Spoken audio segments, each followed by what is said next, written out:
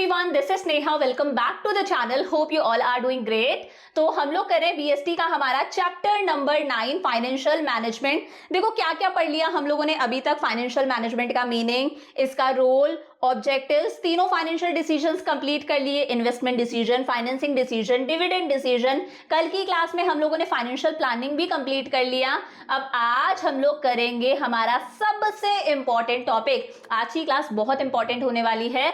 आज की क्लास में हम लोग इस चैप्टर का सबसे इंपॉर्टेंट टॉपिक डिस्कस करेंगे, capital structure, trading on equity, जिसे हम फाइनेंशियल लिवरेज भी बोलते हैं। देखो यहां से क्वेश्चन पक्का है आपके बोर्ड्स के अंदर, चाहे वो न्यूमेरिकल क्वेश्चन आए, चाहे वो थ्योरेटिकल क्वेश्चन आए। तो इस क्लास को बहुत अच्छे से अटेंड करना। और अगर न्यूमेरिकल पार्ट में किसी भी तरह की कोई दिक्कत होती है ना, तो मुझसे कमेंट्स में पूछ लेना, मैं हमेशा कमेंट्स आंसर करती हूँ। ठीक है, तो शुरू करें। अच्छा देखो, जितने भी नोट्स है, कल ये चैप्टर कंप्लीट हो जाएगा, तब सारे नोट्स आपको टेलीग्राम पर मिल जाएंगे, वहां से कलेक्ट कर लेना। शुरू करते हैं। देखो सबसे पहले बात करते हैं कि कैपिटल स्ट्रक्चर होता क्या है। कैपिटल का मतलब क्या है? जो बिजनेस में पैसा लगा रखा है। बिजनेस को चलाने के लिए पैसे की रिक्वायरमेंट होती है, तो जो बिजनेस में पैसा लगा रखा है, चाहे वो फिक्स्ड असेट्स में पैसा लगाया है, करंट असेट्स में पैसा लगाया है, किसी प्रोजेक्ट में पैसा लगाया है, जितना भी पैसा हम बिजनेस में लगा के रखते हैं ना, उस पैसे को क्या बोला जाता है?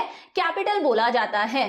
अब याद करो, हम लोगों ने फाइनेंसिंग डिसीजंस में पढ़ा था, ये सारा का सारा पैसा कंपनी का खुद का तो होता नहीं है। कंपनी के खुद के पास में थोड़ी ना इतना पैसा होता है, तो कंपनी इस फाइनेंस, इस पैसे को कहीं ना कहीं से अरेंज करती है।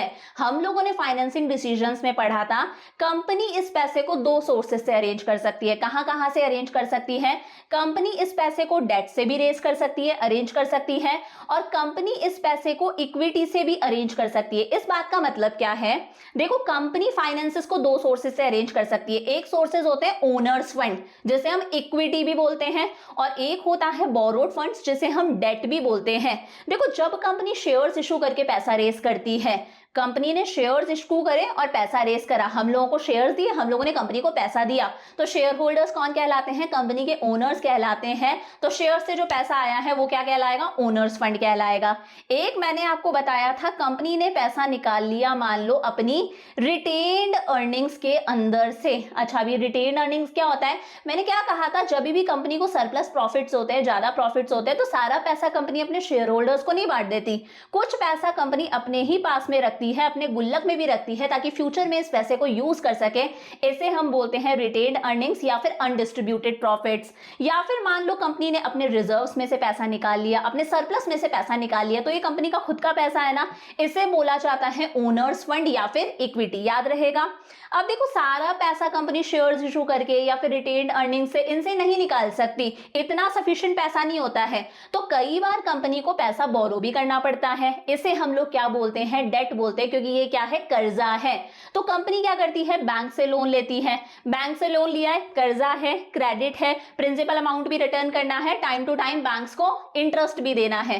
कंपनी कई बार क्या कर देती है? अपने डिबेंचर्स इशू कर देती है, तो डिबेंचर होल्डर्स को भी मेन अमाउंट भी रिटर्न करना है, प्रिंसिपल अमाउंट भी, और साथ साथ में इंटरेस्ट भी देना है।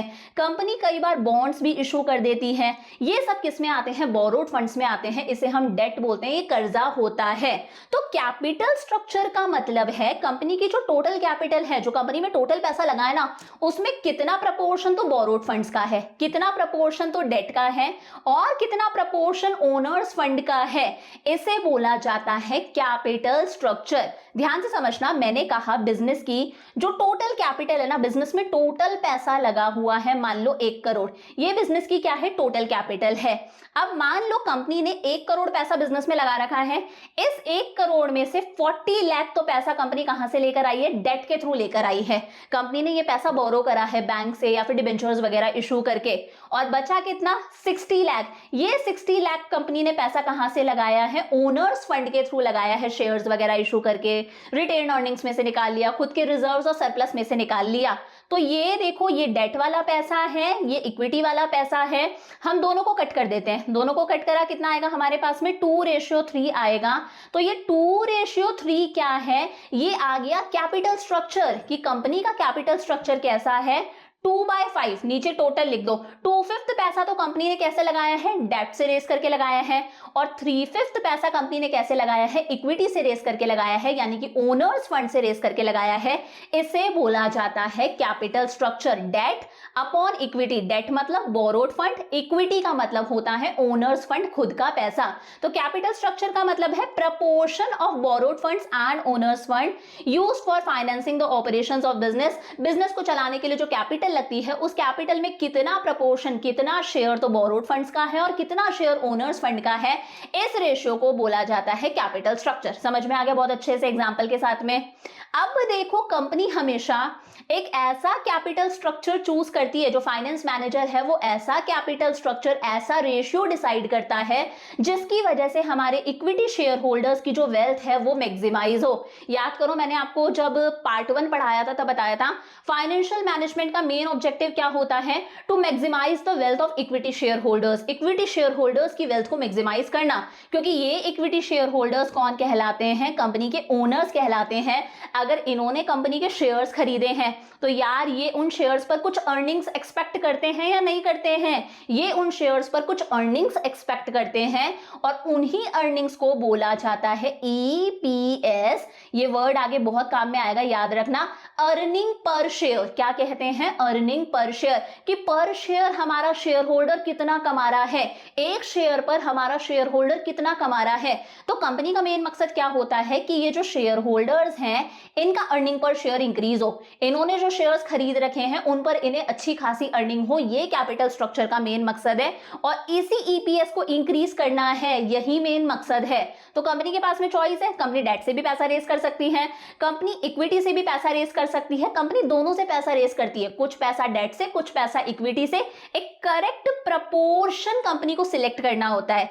देखो, जब हम कॉस्ट की बात करते हैं ना, कॉस्ट की, तब याद रखना हमेशा इक्विटी से जब हम पैसा रेस करते हैं तो वो बहुत ज्यादा कॉस्टली होता है। इक्विटी से पैसा रेस करना बहुत ज्यादा कॉस्टली होता है। रीजन क्या है, क्योंकि जब हम शेयर्स इशू करते हैं हमें ब्रोकर को फीस देनी पड़ती है, बैंक्स वगैरह को फीस देनी पड़ती है, कंपनी देती है, अंडरराइटर्स को उनका कमीशन देना पड़ता है, कंपनी प्रोस्पेक्टस इशू करती है, जैसे आपके स्कूल वाले प्रोस्पेक्टस इशू करते हैं ना, सेम ऐसे ही कंपनी भी प्रोस्पेक्टस इशू करती है, बहुत सारी लीगल फॉर्मेलिटीज होती है, बहुत सारा काम होता है, तो इक्विटी की कॉस्ट हमेशा बहुत ज्यादा आती है। ठीक है, वहीं अगर हम डेट की बात करें तो डेट की कॉस्ट तो कम आती है, इस तरह के कोई ज्यादा खर्चे नहीं होते, बस इंटरेस्ट ही तो देना है डेट पर। लेकिन डेट बहुत ज्यादा रिस्की है, यहाँ पर रिस्क ज्यादा है, मतलब दोनों में कुछ ना कुछ गड़बड़ है, इक्विटी कॉस्टली है और डेट कैसा है, रिस्की है। देखो, डेट रिस्की क्यों है, क्योंकि ये कर्जा है, चाहे कंपनी को प्रॉफिट हो चाहे कंपनी को लॉस हो, कंपनी को तो डेट का प्रिंसिपल अमाउंट भी चुकाना पड़ेगा। हमने बैंक से लोन लिया है, प्रिंसिपल अमाउंट भी चुकाना है, इंटरेस्ट भी चुकाना है, चाहे प्रॉफिट हो या लॉस हो। और मान लो अगर कंपनी एबल नहीं है तो कंपनी को अपने असेट्स बेचकर भी उन्हें पैसा चुकाना पड़ेगा, इसलिए डेट क्या है, बहुत ही ज्यादा रिस्की है। वही इक्विटी की बात करें तो इक्विटी एक्सपेंसिव है, अलग अलग तरह के खर्चे लगते हैं, लेकिन इक्विटी सेफ है, क्योंकि शेयर होल्डर्स को डिविडेंड देना कोई लीगल ऑब्लिगेशन नहीं है, कंपलसरी नहीं है। कंपनी को अच्छा प्रॉफिट होगा तो कंपनी अपने शेयर होल्डर्स को डिविडेंड देती है, नहीं हुआ प्रॉफिट तो नहीं दिया। कई बार ऐसा भी होता है कंपनी को अच्छा खासा प्रॉफिट हुआ है फिर भी कंपनी ने शेयर होल्डर्स को डिविडेंड नहीं दिया, कंपनी अपने गुल्लक में पैसा ज्यादा डाल लेती है, तो यहाँ पर कंपलसरी नहीं है डिविडेंड देना, तो ये क्या है, एक्सपेंसिव है लेकिन रिस्की कम है। समझ में आया कैपिटल स्ट्रक्चर होता क्या है। अब भाई कैसा कैपिटल स्ट्रक्चर कंपनी चुने, डेट का प्रपोर्शन ज्यादा हो कैपिटल में या फिर इक्विटी से पैसा ज्यादा रेस कर रखा हो, इसके लिए कंपनी एक कॉन्सेप्ट यूज करती है जिस कॉन्सेप्ट का नाम है फाइनेंशियल लिवरेज। क्या नाम है, फाइनेंशियल लिवरेज। याद रखना इसी का दूसरा नाम होता है ट्रेडिंग ऑन इक्विटी।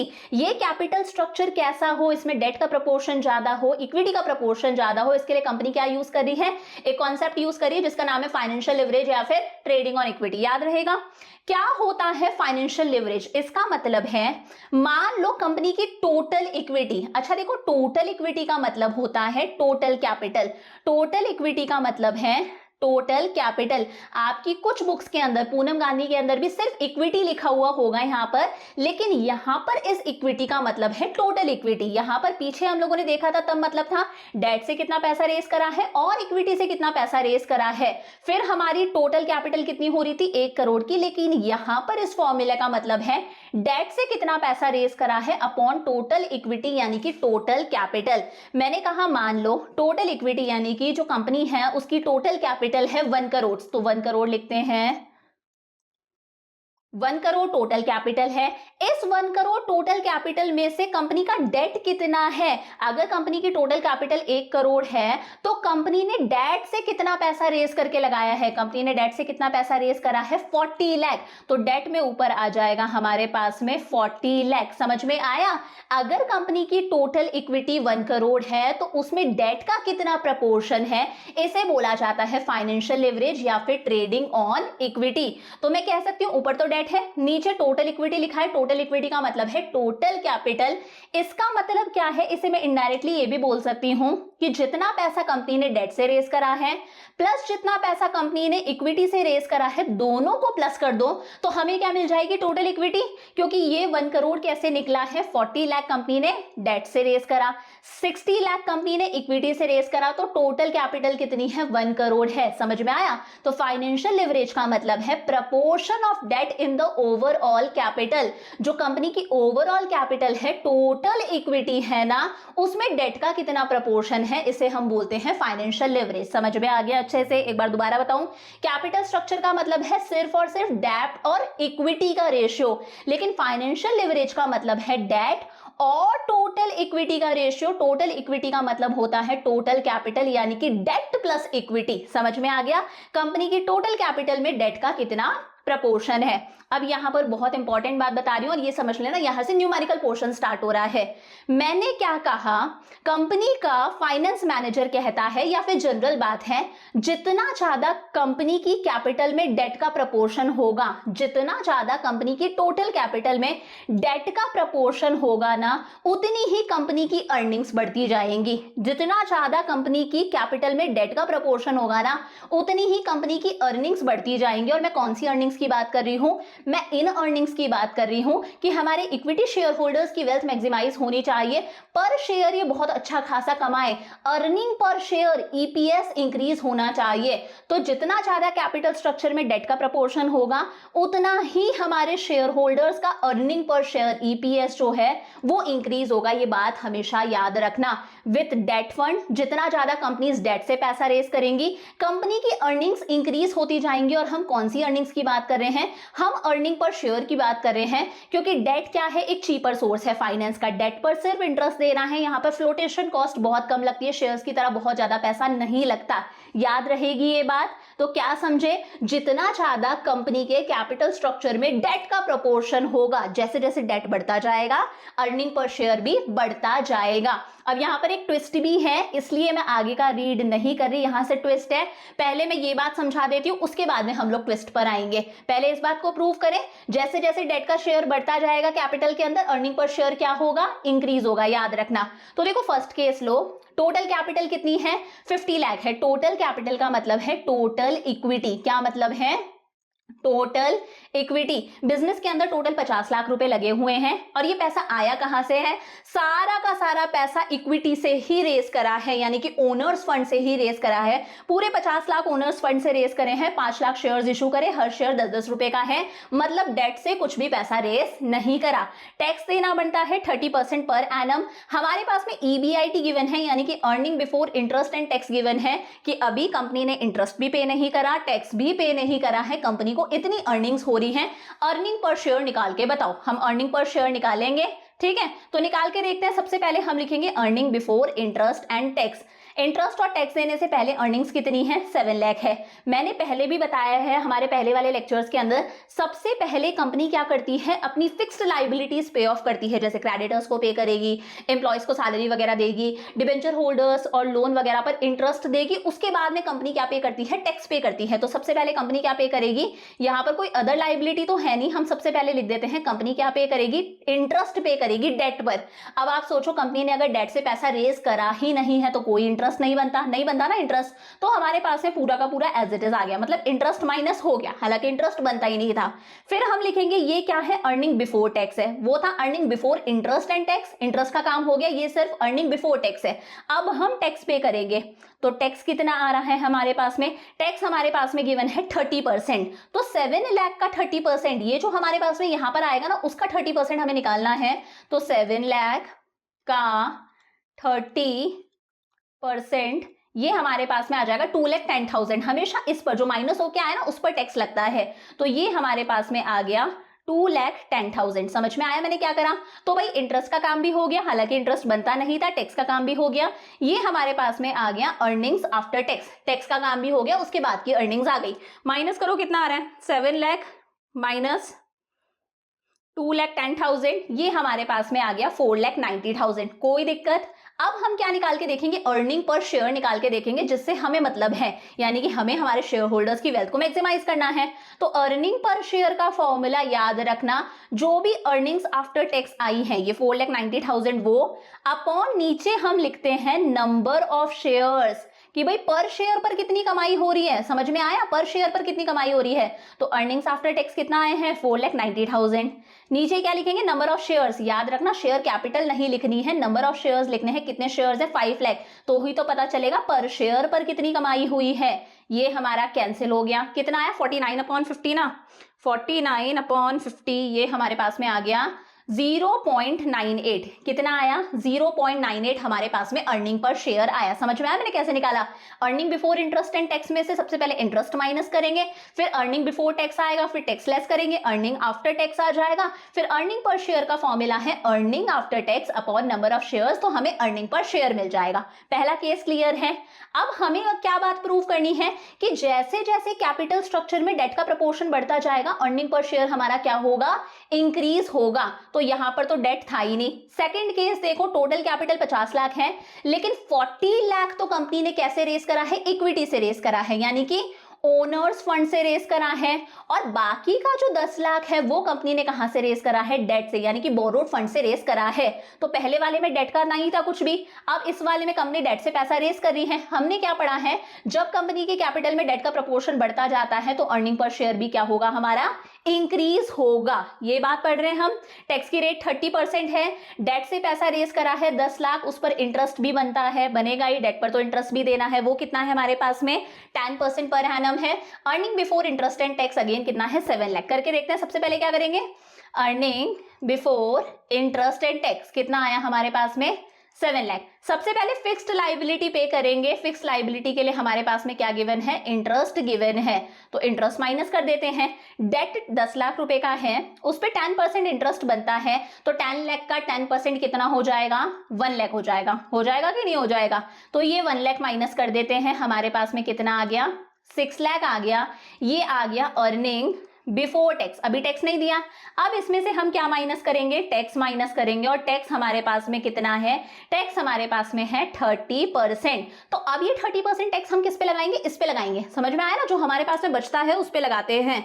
तो 6 लाख का 30% हमारे पास में आ गया 1,80,000। समझ में आ गया अच्छे से। चलो भाई, टैक्स का काम भी हो गया, तो ये हमारे पास में कितना आएगा, ये हमारे पास में आ गया 4,20,000। टैक्स का काम भी हो गया, तो ये हमारे पास में आ गई अर्निंग्स आफ्टर टैक्स। हमें क्या निकालना है, अर्निंग पर शेयर निकालना है। अर्निंग पर शेयर का फॉर्मूला क्या होता है, earning after tax 4,20,000 upon number of shares. इस बार नंबर ऑफ शेयर्स कम हो गए ना, इक्विटी से पैसा कम रेस करा है, तो नंबर ऑफ शेयर्स कितने हैं हमारे पास में, 4 लाख हैं, ये कैंसिल हो गया। तो 42/40, 42 डिवाइडेड बाय 40, ये हमारे पास में आ गया 1.05। अच्छा, मैं अब यही प्रूव कर सकती हूं, जब कंपनी के कैपिटल स्ट्रक्चर में डेट का प्रपोर्शन कम था, यानी कि डेट का प्रपोर्शन था ही नहीं, तब ईपीएस कितना आ रहा था, 0.98। जैसे ही कंपनी ने डेट से पैसा रेस करा, ईपीएस बढ़ गया, 1.05 हो गया। मतलब हमारी बात प्रूव हो रही है या नहीं हो रही है। तीसरी सिचुएशन लेकर देखते हैं।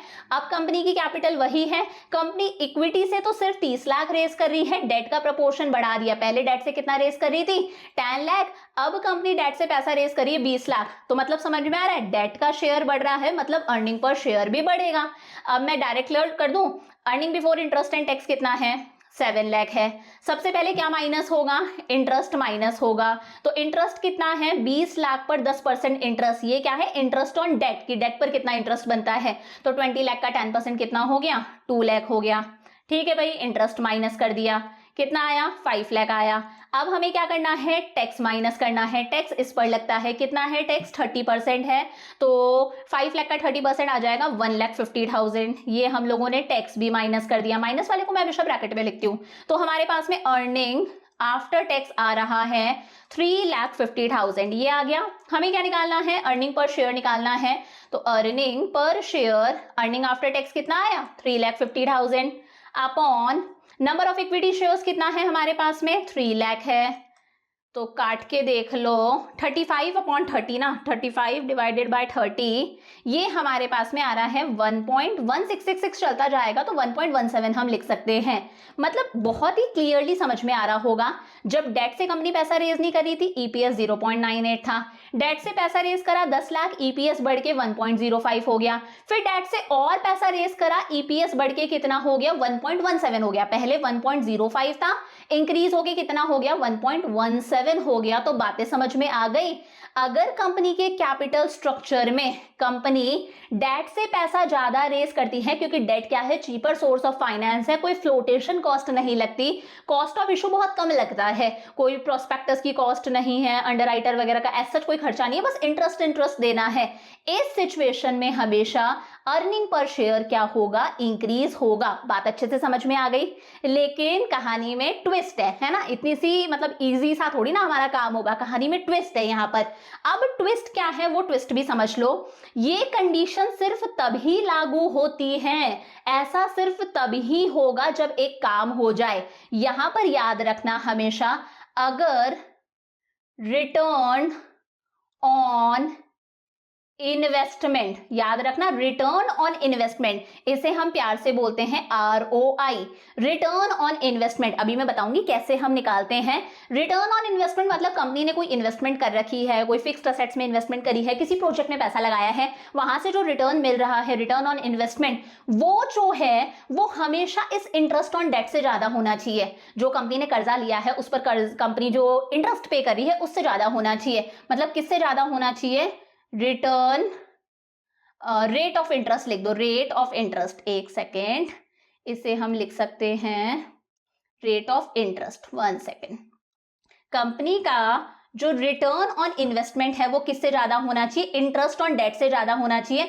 इंटरेस्ट ऑन डेट को मैं बोल सकती हूं रेट ऑफ इंटरेस्ट, इससे ज्यादा होना चाहिए, तब तो कंपनी का ईपीएस इंक्रीज होगा। अगर रिटर्न ऑन इन्वेस्टमेंट इस रेट ऑफ इंटरेस्ट से ज्यादा है तो ही डेट इंक्रीज करने पर कंट्री का नहीं, कंपनी का अर्निंग पर शेयर इंक्रीज होगा। क्योंकि आप खुद सोच के देख लो, कंपनी ने कहीं पैसा इन्वेस्ट करा है, उससे कंपनी को क्या हो रहा है, इंटरेस्ट मिल रहा है, रिटर्न वगैरह मिल रहा है। और एक है रेट ऑफ इंटरेस्ट, जो कंपनी अपने उधार पर इंटरेस्ट दे रही है। अगर इन्वेस्टमेंट पर रिटर्न ज्यादा मिल रहा है, कंपनी इंटरेस्ट कम दे रही है। इस सिचुएशन में सारी चीजें सही हैं। जैसे जैसे हम कैपिटल में डेट का प्रोपोर्शन बढ़ाते जाएंगे, हमारा अर्निंग पर शेयर इंक्रीज होता जाएगा। लेकिन अगर ऐसा हो, मान लो कि रिटर्न ऑन इन्वेस्टमेंट यानी कि ROI तो कम है, कंपनी को इन्वेस्टमेंट पर रिटर्न तो कम मिल रहा है, लेकिन रेट ऑफ इंटरेस्ट ज्यादा है। क्या समझे, मैंने कहा मान लो कंपनी को इन्वेस्टमेंट पर रिटर्न मिल रहा है सिर्फ और सिर्फ 6% का, लेकिन कंपनी रेट ऑफ इंटरेस्ट ज्यादा दे रही है, अपने उधार पर इंटरेस्ट ज्यादा दे रही है। कितना दे रही है, 10% का। ये तो गड़बड़ सिचुएशन है ना, कि हमें हमारे इन्वेस्टमेंट पर रिटर्न कम मिल रहा है और हम उधार पर इंटरेस्ट ज्यादा दे रहे हैं, तो ये तो गलत है। इस सिचुएशन में अगर कंपनी कैपिटल स्ट्रक्चर में डेट का प्रपोर्शन इंक्रीज करेगी ना, तो अर्निंग पर शेयर इंक्रीज नहीं होगा, उल्टा अर्निंग पर शेयर क्या हो जाएगा, डिक्रीज हो जाएगा। दोबारा बोलूं, मेरी कंडीशन क्या है, अगर कंपनी अपने कैपिटल स्ट्रक्चर में डेट का प्रपोर्शन इंक्रीज करती है तो अर्निंग पर शेयर इंक्रीज होगा। हम लोगों ने प्रूव भी करके देख लिया। लेकिन साथ में एक और कंडीशन अप्लाई होनी चाहिए, रिटर्न ऑन इन्वेस्टमेंट यानी कि जो ROI है, ये आगे मैं निकालना सिखा दूंगी, क्वेश्चन में गिवन है तो अच्छी बात है, नहीं तो हमें निकालना भी पता होना चाहिए। ROI जो है वो इस रेट ऑफ इंटरेस्ट से ज्यादा होना चाहिए। अगर ROI इस रेट ऑफ इंटरेस्ट से कम होगा ना उल्टा, तो इस सिचुएशन में अगर कंपनी डेट का प्रपोर्शन बढ़ाएगी ना कैपिटल के अंदर, जैसे हम लोगों ने बढ़ाया, तो ईपीएस इंक्रीज होने की बजाय क्या होगा, डिक्रीज होगा। वही लिखा है यहां पर, देख लो।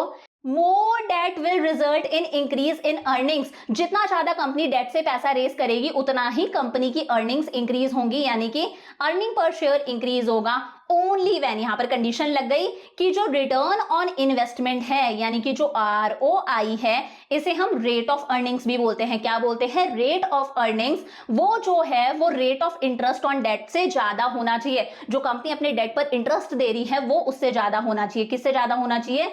Rate of interest on debt से ज्यादा होना चाहिए।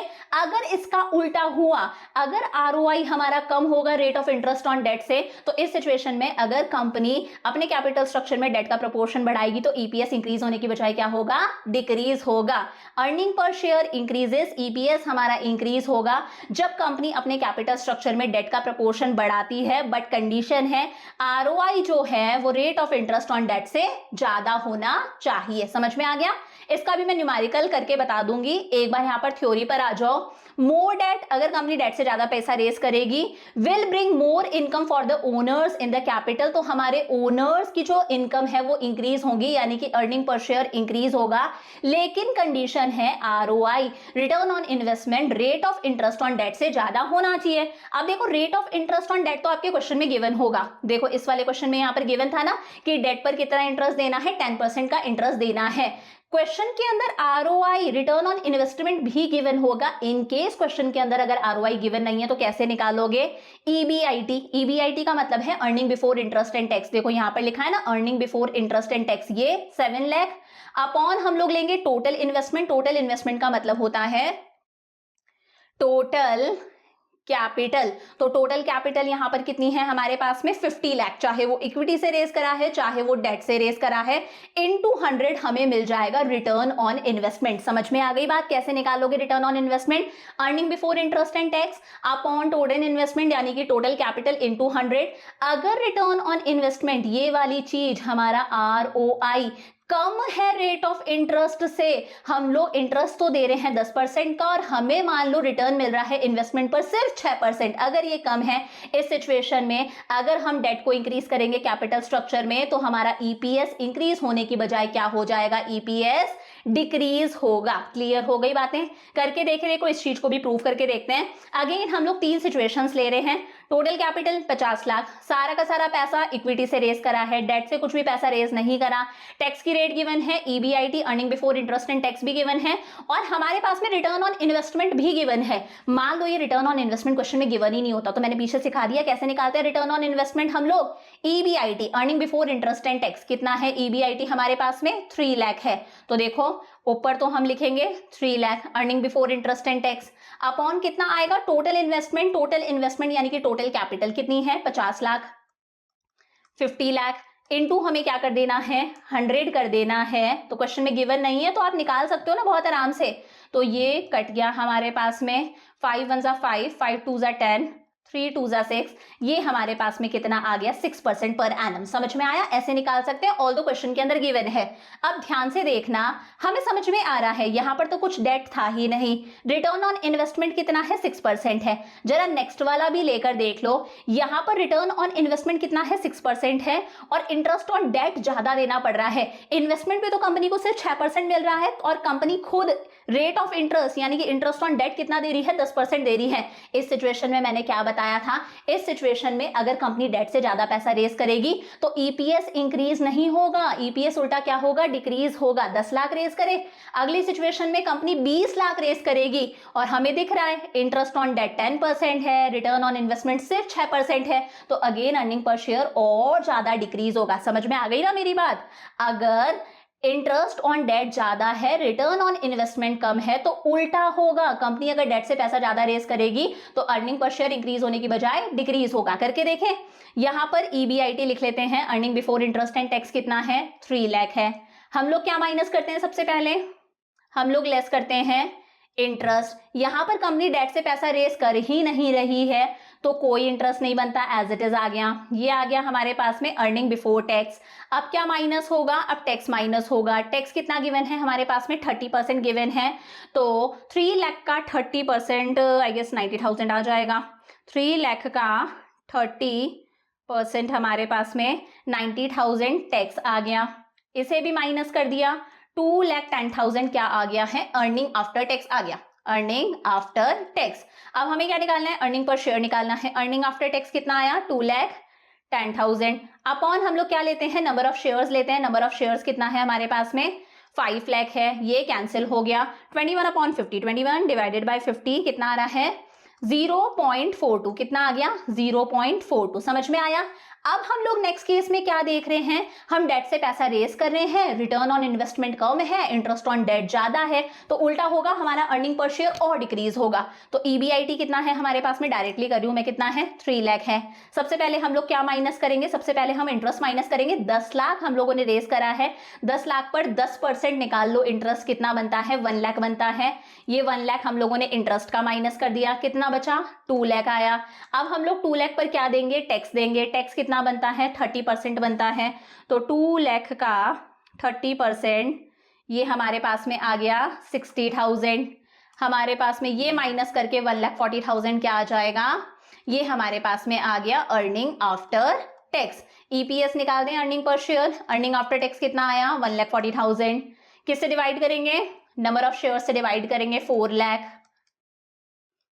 तो ये करके देखो, 14/40, 14/40 कितना आ रहा है, 0.35। चेक कर सकते हो, डिक्रीज हुआ होगा। पहले कितना था हमारा अर्निंग पर शेयर, 0.42 था, डिक्रीज होके कितना हो गया, 0.35। अगली सिचुएशन में हम डेट से और ज्यादा पैसा रेस करेंगे, तो अगेन EBIT कितना है हमारे पास में, 3 लाख है। फिर हम लोग क्या करेंगे, इंटरेस्ट माइनस करेंगे। 20 लाख का 10% कितना होता है, 2 लाख होता है।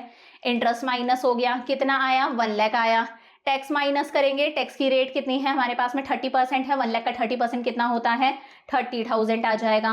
कितना आ गया अर्निंग आफ्टर टैक्स हमारे पास में, 70,000 आ गया अर्निंग आफ्टर टैक्स। EPS कैसे निकालते हैं, अर्निंग आफ्टर टैक्स 70,000 आया, उसे डिवाइड कर दो नंबर ऑफ शेयर से। नंबर ऑफ शेयर्स कितने हैं, 3 लाख है, तो ये हमारे पास में आ जाएगा 7/30।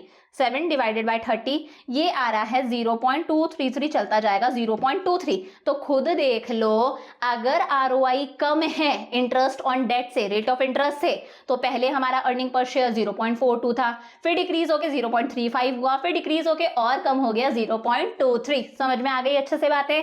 एक बार कंक्लूजन के तौर पर दोबारा बता दूं, जितना ज्यादा कंपनी के कैपिटल स्ट्रक्चर में डेट होगा उतना ही कंपनी का अर्निंग पर शेयर इंक्रीज होगा, लेकिन कंडीशन है ROI rate of interest on debt से ज्यादा होना चाहिए। समझ में आया, ROI निकालना बता ही दिया।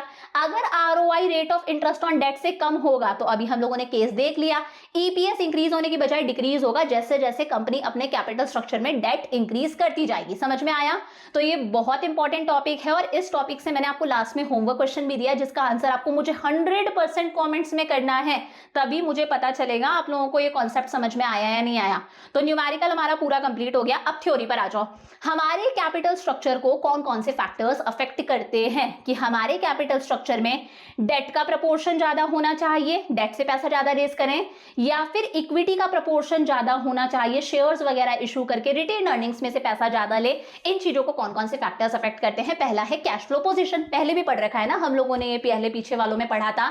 अगर कंपनी के पास में अच्छा खासा कैश इनफ्लो होता है, हर महीने हर साल कंपनी के पास में अच्छा खासा कैश आ जाता है, मतलब कंपनी के पास में सरप्लस कैश है, सफिशिएंट कैश है, तो कंपनी आराम से अपने डेट का प्रिंसिपल अमाउंट भी रिटर्न कर सकती है टाइम पर, और टाइम टू टाइम इंटरेस्ट भी पे कर सकती है। इस सिचुएशन में कंपनी डेट से पैसा रेस कर लेगी। समझ में आया। लेकिन अगर कंपनी के पास में कैश की शॉर्टेज है, कंपनी के पास में सफिशिएंट कैश नहीं है, तो कंपनी अपने डेट पर इंटरेस्ट टाइम टू टाइम नहीं दे सकती है। इस सिचुएशन में कंपनी पैसा कहां से रेस करेगी, इक्विटी से रेस करेगी, क्योंकि हमारे शेयर होल्डर्स को डिविडेंड देना कंपलसरी नहीं है, लीगल ऑब्लिगेशन नहीं है। समझ में आया पहली चीज। नेक्स्ट होता है इंटरेस्ट कवरेज रेशियो, जिसे हम क्या बोलते हैं, ICR। सिंपल सा फॉर्मूला है, earning before interest and tax, जो अभी पीछे हम लोगों ने देखा था। ये क्या था, earning before interest and tax था, कि इंटरेस्ट भी नहीं दिया, टैक्स भी नहीं दिया, उससे पहले की क्या अर्निंग्स है, उसे डिवाइड कर दो इंटरेस्ट एक्सपेंसेस से। कंपनी जो लोन पर इंटरेस्ट दे रही है, जो डिबेंचर होल्डर्स को इंटरेस्ट दे रही है, वो वाले इंटरेस्ट एक्सपेंस। अब सोचो, मान लो कंपनी इंटरेस्ट देती है सिर्फ 5,000, ठीक है, और कंपनी की earning before interest and taxes कितनी है, 50,000 है। मतलब 50,000 कंपनी कमा रही है, और सिर्फ इंटरेस्ट के तौर पर कितना खर्चा हो रहा है, 5,000 का खर्चा हो रहा है। मतलब जो कंपनी इंटरेस्ट के तौर पर पे कर रही है, उसका 10 गुना, उसका 10 टाइम्स तो कंपनी की कमाई है। तो सही है ना यार, कंपनी अगर इंटरेस्ट के तौर पर 5000 दे रही है और कंपनी की कमाई उसकी 10 गुना है, 10 टाइम्स है, 50,000 कंपनी अर्न कर रही है, मतलब company is in good position. Company आराम से डेट से पैसा रेस कर सकती है क्योंकि कंपनी की अच्छी पोजीशन है, कंपनी आराम से अपना इंटरेस्ट चुका सकती है।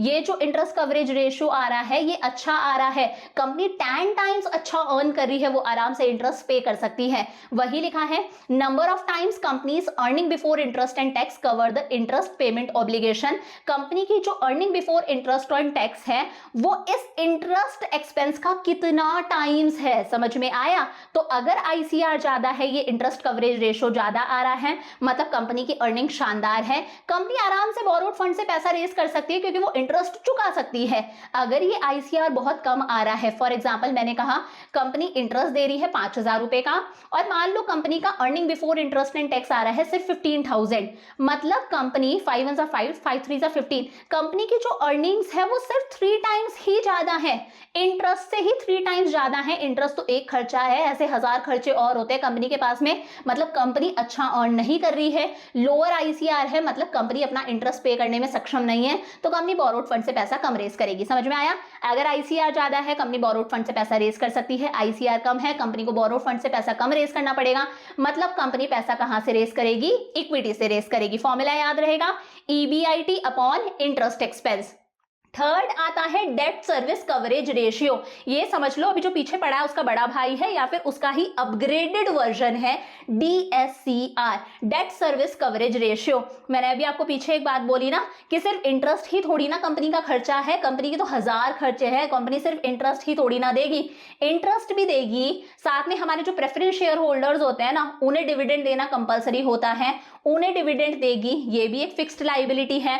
और जितने भी रीपेमेंट ऑब्लिगेशन है, जितनी भी कंपनी की फिक्स्ड लाइबिलिटी है, प्रिंसिपल अमाउंट भी रिटर्न करना है, इंटरेस्ट भी रिटर्न करना है, प्रेफरेंस शेयर होल्डर्स को भी डिविडेंड देना है, एम्प्लॉइज वगैरह को भी सैलरी देनी है, बहुत खर्चे हैं, जितनी भी फिक्स्ड लाइबिलिटी है वो सारी ले ली, प्रेफरेंस डिविडेंड ले लिया, इंटरेस्ट ले लिया, जितनी भी रीपेमेंट ऑब्लिगेशन है ना कि कहीं से पैसा बोरो करा था उसे रीपे करना है, सारी चीजों को लेंगे हम और ऊपर हम लोग वही हमारी अर्निंग्स लेंगे। लेकिन कौन सी अर्निंग्स ले रहे हैं, प्रॉफिट आफ्टर टैक्स, टैक्स दे दिया उसके भी बाद वाली अर्निंग्स, मतलब कौन सी अर्निंग्स ले रहे हैं हम, ये वाली अर्निंग्स ले रहे हैं, अर्निंग आफ्टर टैक्स, टैक्स के भी बाद वाली अर्निंग्स लेते हैं, लेकिन उसमें कुछ ना कुछ हम प्लस कर देते हैं, नॉन कैश एक्सपेंसेस प्लस कर देते हैं, जैसे डेप्रिसिएशन प्लस कर दिया, non cash expenses written off, जैसे गुडविल रिटर्न ऑफ वगैरह होता है उन्हें प्लस कर दो, नॉन कैश एक्सपेंसेस को प्लस कर देते हैं, तो हमें मिलता है debt service coverage ratio. Obvious ही बात है जितना ज्यादा ये आएगा, 10 गुना आएगा, 15 गुना आएगा, मतलब कंपनी की अर्निंग्स अच्छी है तो कंपनी आराम से बोरोड फंड से पैसा रेज कर सकती है। अगर डीएससीआर कम आ रहा है, मतलब कंपनी जो है उसकी अर्निंग्स कम है, वो अपनी रीपेमेंट ऑब्लिगेशंस को अच्छे से फुलफिल नहीं कर सकती, वो टाइम टू टाइम इंटरेस्ट और प्रिंसिपल अमाउंट रिटर्न नहीं कर पाएगी, ऐसी सिचुएशन में कंपनी बोरोड फंड से पैसा कम रेज करती है क्योंकि अर्निंग्स कम है ना। ऐसी सिचुएशन में कंपनी पैसा कहां से रेज करेगी, इक्विटी से रेज करेगी। समझ में आया। फोर्थ है रिटर्न ऑन इन्वेस्टमेंट, ये तो अभी अभी देखा था हम लोगों ने, देखा था ना, अगर आरओआई रिटर्न ऑन इन्वेस्टमेंट जो है वो rate of interest on debt, rate of interest on debt से ज्यादा है, तो इस सिचुएशन में हम लोगों ने क्या पढ़ा था, अगर कंपनी अपने कैपिटल स्ट्रक्चर में डेट से ज्यादा पैसा रेज करेगी तो अर्निंग पर शेयर क्या होगा, इंक्रीज होगा। तो अगर return on investment rate of interest से ज्यादा है तो कंपनी पैसा कहां से रेज करेगी, डेट से रेज करेगी। लेकिन इसका उल्टा भी तो देखा था, अगर आरओआई रेट ऑफ इंटरेस्ट से कम होता है तो डेट से पैसा रेज करने पर कंपनी का अर्निंग पर शेयर इंक्रीज नहीं होता, उल्टा डिक्रीज हो जाता है। तो अगर उल्टी सिचुएशन है, उल्टा हो जाता है, return on investment rate of interest on debt से अगर कम है, इस सिचुएशन में कंपनी डेट से पैसा रेज नहीं करेगी, क्योंकि अगर ऐसा करेगी तो ईपीएस गिरेगा। इस सिचुएशन में कंपनी पैसा कहां से रेज करेगी, इक्विटी से। नेक्स्ट आता है कॉस्ट ऑफ डेट। देखो इसका मतलब है अगर डेट से पैसा रेज करने पर मान लो कंपनी की कॉस्ट बहुत ज्यादा आ रही है, डेट से पैसा रेज करने पर कंपनी की कॉस्ट बहुत ज्यादा आ रही है, डेट पर कंपनी को बहुत ज्यादा इंटरेस्ट पे करना पड़ता है, 15-16% इंटरेस्ट पे करना पड़ रहा है, इस सिचुएशन में कंपनी डेट से पैसा कम रेस करेगी। वहीं डेट से पैसा रेस करने की कंपनी की जो कॉस्ट है वो कम आती है, कम इंटरेस्ट पर कंपनी को अच्छा खासा कहीं से लोन मिल जाता है, तो सही है ना यार, कंपनी आराम से कहां से पैसा रेस करेगी, डेट से रेस करेगी। वही लिखा है, अगर कॉस्ट ऑफ डेट कम है तो कंपनी डेट सिक्योरिटी से पैसा रेस कर लेगी, डिवेंचर्स वगैरह इशू करके। लेकिन अगर कॉस्ट ऑफ डेट बहुत ज्यादा आ रही है, इस सिचुएशन में कंपनी डेट से पैसा रेस नहीं करेगी। कंपनी पैसा कहां से रेस करेगी, ओनर्स फंड से, यानी कि इक्विटी से पैसा रेस करेगी। उसके बाद में आता है रेट ऑफ टैक्स। देखो रेट ऑफ टैक्स भी समझ लो, मैंने कहा कंपनी की earning before interest and tax आ गई, ये है। इसमें से कंपनी क्या पे करती है, सबसे पहले कंपनी पे कर देती है इंटरेस्ट पे कर देती है, ठीक है, इंटरेस्ट पे कर दिया। उसके बाद में कौन सा पैसा आता है, अर्निंग बिफोर टैक्स आता है, उसमें से कंपनी क्या पे करती है, उसमें से कंपनी टैक्स पे करती है। इसका मतलब ये समझ लो, जितना ज्यादा कंपनी ने डेट से पैसा रेस कर रखा है उतना ही इंटरेस्ट बनता है, जितना ज्यादा कंपनी ने डेट से पैसा रेस कर रखा है उतना ही इंटरेस्ट बनता है, और ये इंटरेस्ट वाला पैसा माइनस हो जाता है तो कहीं ना कहीं हमारी टैक्सेबल इनकम कम हो जाएगी ना। मैंने कहा कंपनी की इनकम है मान लो 1 लाख रुपए, कंपनी ने डेट पर इंटरेस्ट दे दिया मान लो 40,000 रुपीज, तो अब कंपनी टैक्स कितने पर देगी, सिर्फ 60,000 पर ही देगी ना। अब कंपनी टैक्स किस पर देगी, सिर्फ 60,000 पर ही देगी ना। तो वही है, जब टैक्स की रेट्स बहुत ज्यादा होती हैं, high tax rate means cheaper debt as interest is subtracted from income before paying tax. जब टैक्स की रेट्स बहुत ज्यादा होती हैं तो हमें जो डेट है वो सस्ता पड़ता है। क्यों सस्ता पड़ता है, क्योंकि पहले हम डेट पर इंटरेस्ट जो है उसे माइनस करते हैं, उसके बाद में जो इनकम आती है उस पर हम टैक्स देते हैं। समझ में आया, डेट पर जो इंटरेस्ट दिया जा रहा है उसे माइनस कर दिया जाता है, फिर हमारी टैक्सेबल इनकम आती है, फिर हम इस पर टैक्स देते हैं। एक और सिचुएशन लो, मान लो मैंने कहा earning before interest and tax कितना है, 1 लाख है।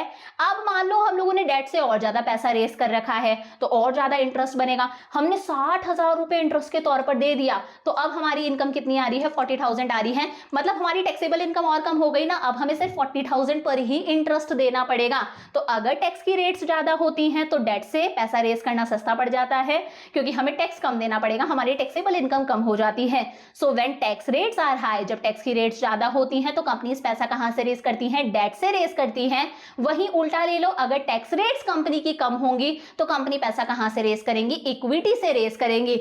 अगर टैक्स की रेट्स कम होंगी तो कंपनी पैसा इक्विटी से रेस करेंगी, क्योंकि कंपनी को, जो कंपनी शेयर होल्डर्स को डिविडेंड वगैरह देती है ना, उस पर भी टैक्स देना पड़ता है। ये भी बात याद रखना, कंपनी जो शेयर होल्डर्स को डिविडेंड वगैरह देती है ना, कंपनी को इस पैसे पर भी टैक्स देना पड़ता है। तो कंपनी ये टैक्स देना नहीं चाहती, तो जब टैक्स की रेट्स कम होंगी तो कंपनी इक्विटी से पैसा रेस करेगी ताकि डिविडेंड पर टैक्स कम देना पड़े। समझ में आ गई मेरी बात, क्या बताया मैंने, अगर टैक्स की रेट ज्यादा होंगी तो कंपनी डेट से पैसा रेस करेगी, अगर टैक्स की रेट्स कम होंगी तो कंपनी कहां से पैसा रेस करेगी, इक्विटी से पैसा रेस करेगी, क्योंकि कंपनी को इस डिविडेंड वाले पैसे पर भी टैक्स देना पड़ता है। टैक्स की रेट्स कम होंगी तो डिविडेंड पर टैक्स कम देना पड़ेगा। नेक्स्ट क्या है, कॉस्ट ऑफ इक्विटी। देखो बहुत ही सिंपल सा है, जब तक कंपनी अपने कैपिटल स्ट्रक्चर में डेट को इंक्लूड कर रही है, मान लो अर्निंग पर शेयर इंक्रीज हो रहा है तो अच्छा है, कंपनी डेट से ही पैसा रेस करेगी। Companies prefer debt in its capital structure if earning per share is increasing. अगर कंपनी का अर्निंग पर शेयर इंक्रीज हो रहा है डेट से पैसा रेस करने पर तो अच्छी बात है, कंपनी डेट से पैसा रेस कर लेगी। लेकिन अगर कंपनी को लगता है कि यार डेट से पैसा रेस करने पर हमारा अर्निंग पर शेयर उल्टा डिक्रीज हो रहा है तो कंपनी डेट से पैसा रेस नहीं करेगी, क्योंकि कंपनी का मेन मकसद क्या है, to maximise the wealth of equity share holders. तो अगर कंपनी का ईपीएस इंक्रीज हो रहा है डेट से पैसा रेस करने पर तो कंपनी डेट से पैसा रेस करेगी। अगर ईपीएस डिक्रीज हो रहा है, इस सिचुएशन में कंपनी डेट से पैसा रेस नहीं करेगी, इस सिचुएशन में कंपनी पैसा कहां से रेस करेगी, इक्विटी से। फिर आती है फ्लोटेशन कॉस्ट। मैंने क्या बताया, शेयर्स वगैरह को इशू करने की एक कॉस्ट लगती है जिसे हम बोलते हैं कॉस्ट ऑफ इशू। कैसे कैसे खर्चे आ जाते हैं, प्रोस्पेक्टस इशू करना पड़ता है, उसका खर्चा है, ब्रोकर को फीस देनी है, अंडरराइटर को उसका कमीशन देना है, बहुत सारी लीगल फॉर्मेलिटीज होती हैं, सेबी की गाइडलाइंस को फॉलो करना पड़ता है। सेबी मतलब securities and exchange board of India, इसकी गाइडलाइंस को फॉलो करना पड़ता है शेयर्स इशू करने के लिए, डिबेंचर्स इशू करने के लिए। अगर फ्लोटेशन कॉस्ट ज्यादा आ रही है शेयर्स इशू करने की तो कंपनी शेयर्स इशू नहीं करेगी, कंपनी डेट से पैसा रेस कर लेगी, लोन्स और एडवांसेस ले लेगी। वहीं अगर फ्लोटेशन कॉस्ट कम आ रही है तो कंपनी शेयर्स से पैसा रेस कर लेगी। फिर आता है रिस्क कंसिडरेशन, पहले भी बताया था मैंने, क्या बताया था, डेट क्या है, एक रिस्क की सिक्योरिटी है, क्योंकि यहां पर कंपनी को प्रॉफिट हो या लॉस हो, कंपनी को प्रिंसिपल अमाउंट भी देना है और साथ साथ में इंटरेस्ट भी चुकाना है। If firms business risk is low, अगर फर्म ने अभी तक कोई एज सच रिस्क नहीं ले रखा है, फर्म ने कोई एज सच रिस्क नहीं ले रखा है, फर्म की कैपेसिटी है कि वो रिस्क ले सकती है, फर्म एक अच्छी पोजीशन पर है, अभी तक कोई रिस्क नहीं ले रखा है, वो रिस्क ले सकती है, रिस्क लेने की कैपेबल है, तो वो डेट से पैसा रेस कर लेगी। लेकिन ऑलरेडी फर्म अगर एक बहुत ही हाई बिजनेस रिस्क पोजीशन में है, कभी प्रॉफिट्स हो रहे हैं, कभी लॉसेस हो रहे हैं, तो इस सिचुएशन में फर्म जो है वो डेट से पैसा रेस कर ही नहीं सकती, क्योंकि लॉसेस होंगे तो डिवेंचर होल्डर्स को या फिर बैंक वगैरह से जो लोन लिया है उस पर कैसे इंटरेस्ट देगी। इस सिचुएशन में फर्म पैसा कहां से रेस करेगी? इक्विटी से रेस करेगी। तो अगर फर्म की पोजीशन अच्छी है, बिजनेस रिस्क कम है, डेट से पैसा रेस कर लेगी। बहुत ज्यादा रिस्क के अंदर ही झूल रही है फर्म, तो फिर डेट से पैसा रेस नहीं करेगी, कहां से रेस करेगी? इक्विटी से। फिर आता है फ्लेक्सिबिलिटी। फ्लेक्सिबिलिटी का मतलब है अगर फर्म ने ऑलरेडी बहुत ज्यादा डेट से पैसा रेस कर रखा है, ऑलरेडी फर्म ने बहुत ज्यादा बैंक से लोन ले रखे हैं, ऑलरेडी फर्म ने बहुत ज्यादा डिबेंचर्स वगैरह इशू कर रखे हैं, जनरल पब्लिक को बहुत ज्यादा लोन वगैरह ले रखा है, मतलब फर्म ने अपने डेट पोटेंशियल को पूरा यूज में ले लिया, फुली यूज में ले लिया। अब फर्म इजीली कहीं पर से भी पैसा रेज नहीं कर सकती, डेट से पैसा रेज नहीं कर सकती। आप बहुत ज्यादा 5-6 दोस्तों से पैसा उधार लेकर बैठे हो, तो क्या फ्यूचर में दूसरे दोस्तों से आप उधार ले सकते हो? आपकी गुडविल खराब हो जाएगी, कोई आपको पैसा देगा ही नहीं कि यार ऑलरेडी तू बहुत उधार मांगता है, चुकाता भी नहीं है। तो वही है, अगर फर्म ऑलरेडी बहुत ज्यादा लोन्स और डिबेंचर्स वगैरह से पैसा रेज करके बैठी है, लोन लेकर बैठी है, तो फर्म की फ्लेक्सिबिलिटी खत्म हो जाती है। फिर फर्म किसी से लोन नहीं ले सकती है जब तक चुकाएगी नहीं। अब ऐसे में कोई अनफोर्सीन सर्कमस्टांसेस आ गए, कोई इमरजेंसी सिचुएशन आ गई, तो फर्म पैसा कहां से लाएगी? वही मान लो अगर फर्म ने कुछ ना कुछ बोरोइंग पावर अपनी मेंटेन करके रख रखी है, थोड़ा बहुत पैसा ही लोन के तौर पर ले रखा है, इस सिचुएशन में फर्म आराम से बैंक से लोन ले सकती है अगर कोई इमरजेंसी सिचुएशन आए तो। समझ में आया? नेक्स्ट है कंट्रोल। ये हम लोगों ने पहले भी पढ़ा था। अगर हमारे एग्जिस्टिंग शेयर होल्डर्स चाहते हैं, मान लो हमारे 1000 शेयर होल्डर्स है, वो चाहते हैं सारा कंट्रोल हमारे हाथ में ही रहना चाहिए, हम हमारी कंट्रोलिंग पावर को शेयर नहीं कर सकते, तो ऐसे में तो कंपनी शेयर्स इशू कर ही नहीं सकती, इक्विटी से पैसा रेस कर ही नहीं सकती। शेयर्स इशू करेंगे और शेयर होल्डर्स बनेंगे और नए 500 शेयर होल्डर्स आ जाएंगे, तो इन शेयर होल्डर्स की पावर शेयर हो जाएगी या नहीं हो जाएगी? कंट्रोल शेयर हो जाएगा। तो इस सिचुएशन में कंपनी पैसा कहां से रेस करेगी? डेट से या फिर लोन से। बट अगर हमारे शेयर होल्डर्स माइंड नहीं करते, उन्हें कोई फर्क नहीं पड़ता, कंट्रोलिंग पावर शेयर होए तो आराम से कंपनी शेयर्स इशू करके मार्केट से पैसा उठा सकती है। 12th आता है रेगुलेटरी फ्रेमवर्क। देखो, रेगुलेटरी फ्रेमवर्क का मतलब है जब कंपनी शेयर्स इशू करती है, जब कंपनी डिबेंचर्स इशू करती है, ऐसी सिक्योरिटीज इशू करती है, तो ऐसे ही थोड़ी ना लप्पों में इशू कर देती है। किसी की गाइडलाइंस तो कंपनी को फॉलो करनी पड़ती होंगी ना। तो इस टाइम पर कंपनी किसकी गाइडलाइंस फॉलो करती है? सेबी की गाइडलाइंस फॉलो करती है। ये सारा काम सेबी की गाइडलाइंस के अंडर होता है। सेबी की फुल फॉर्म है securities and exchange board of India, जो आप अगले चैप्टर में डिटेल में पढ़ोगे। सेबी मतलब securities and exchange board of India. वहीं जब कंपनी बैंक से लोन लेती है, बैंक से एडवांसेस वगैरह लेती है, तो ये जो बैंकों वाला सारा का सारा काम होता है, इसके लिए कौन है पापा? मैंने बताया था इको में सारे बैंक्स का पापा कौन होता है? आरबीआई। और आरबीआई की पॉलिसीज को क्या बोला जाता है? Monetary policies. तो ये काम किसके गाइडलाइंस के अंडर होता है? मॉनेटरी गाइडलाइंस के अंडर होता है। समझ में आया?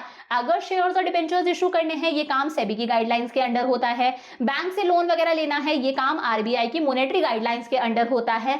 अगर कंपनी को सेबी की गाइडलाइंस इजी लगती है, वो इन गाइडलाइंस को फॉलो कर सकती है, तो वो शेयर्स या फिर डिबेंचर्स वगैरह इशू करके मार्केट से पैसा रेस कर लेगी। हालांकि शेयर्स आते हैं इक्विटी में, ओनर्स फंड, और डिबेंचर्स आते हैं डेट के अंदर, है ना, बोरोड फंड्स के अंदर।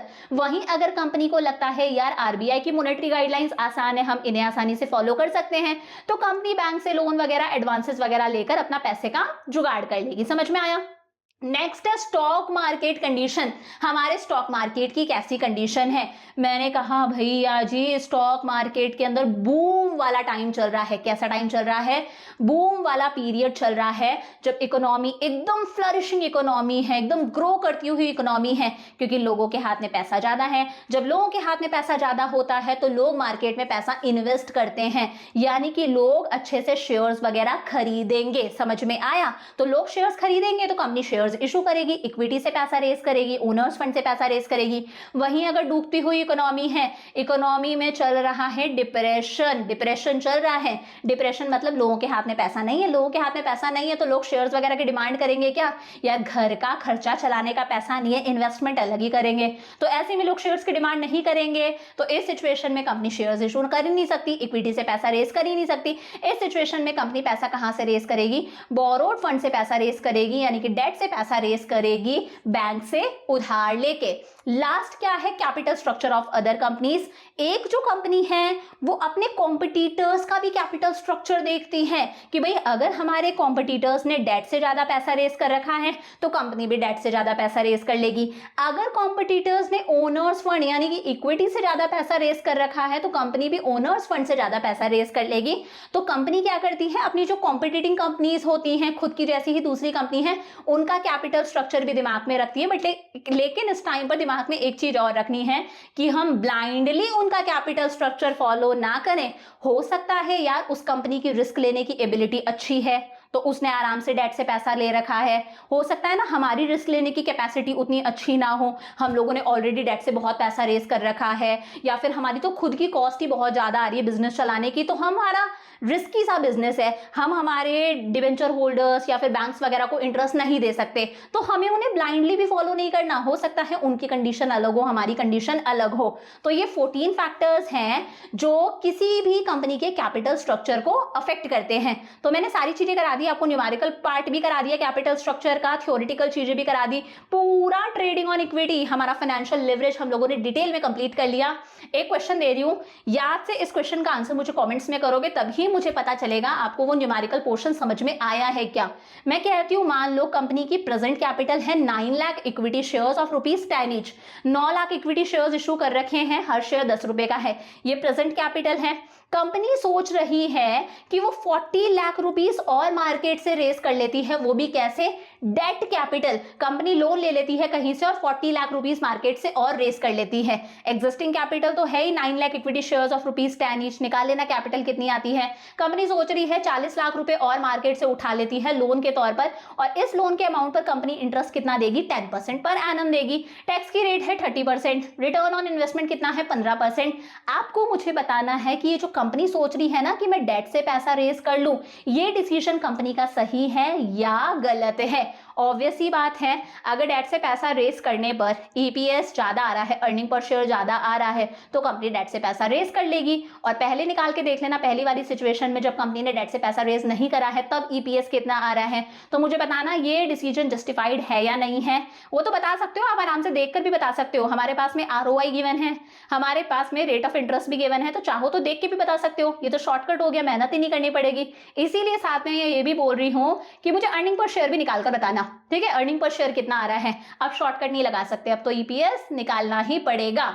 तो आज की क्लास कंप्लीट हुई। अब कल की क्लास में हम लोग लास्ट टॉपिक करेंगे। क्या करेंगे कल की क्लास में? हम एक तो करेंगे हमारी फिक्स्ड कैपिटल, और फिक्स्ड कैपिटल को कौन कौन से फैक्टर्स अफेक्ट करते हैं, और एक है हमारी वर्किंग कैपिटल, और वर्किंग कैपिटल को भी कौन कौन से फैक्टर्स अफेक्ट करते हैं। और कल हमारा ये चैप्टर कंप्लीट हो जाएगा, फिर हम लोग करेंगे इंडियन इको का एम्प्लॉयमेंट वन शॉट के अंदर। So I will see you tomorrow, bye bye.